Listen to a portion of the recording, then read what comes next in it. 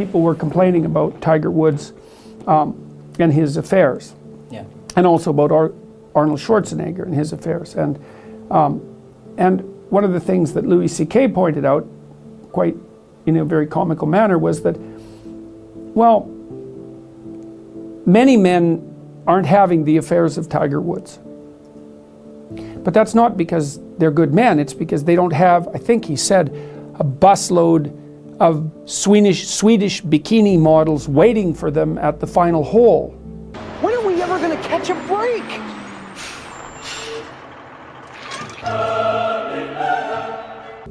So the idea would be that you should conduct yourself so that you are attractive to many women, maybe that you have your pick of them, but then you should pick one. And that's a sacrifice. Obviously, that's a sacrifice of a sort.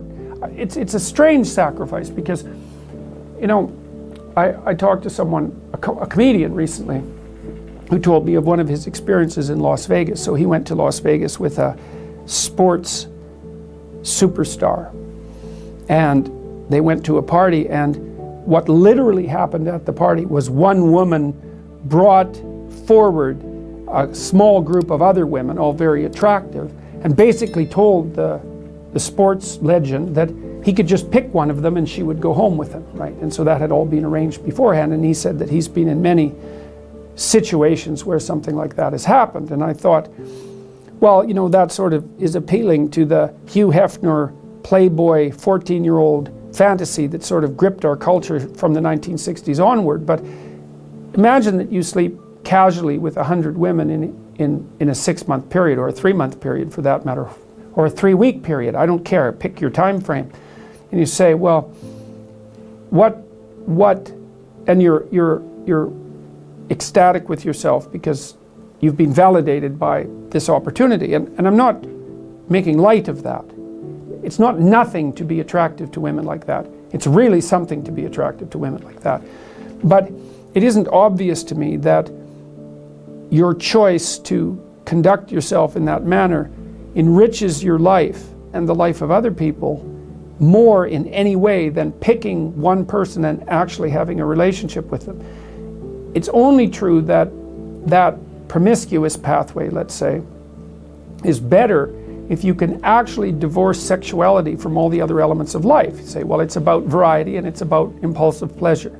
Or maybe it could be even slightly deeper than merely impulsive pleasure. It could be shared impulsive pleasure. But I don't think you can do that because sexuality isn't divorceable from family and from morality and from all the other elements of your life. And if you're mature, you know that. And so you make a decision. You make a decision not to capitalize on your opportunity, not to misuse your opportunities. And you know, a huge part of the Me Too phenomena, a huge part of this battle that's being played out in our culture is a consequence of the failure of men to recognize that. Now, it's not only the failure of men, let me be absolutely clear about that, because, for example, with the example of the sports superstar, the women who are lining up in front of him, parading themselves and offering themselves, are deeply complicit in this pathological game.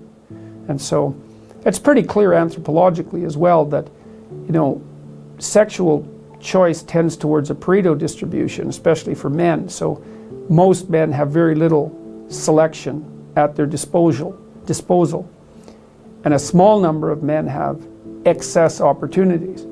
The question is, what should that small number of men do? And you might say, capitalize on it and to hell with the consequences. And like, it's a powerful argument, but I do believe it's wrong. It destabilizes the society. And so, and I also don't think it does your soul any good, because the problem with treating other people as casual sexual partners, let's say, is that you also treat yourself that way simultaneously. And I don't think that that does you any good, because you're not, unless that's what you want to be. If you want to be a casual partner, it's like, well, that's, I wouldn't say that's a particularly noble ambition. You should be able to do better than that.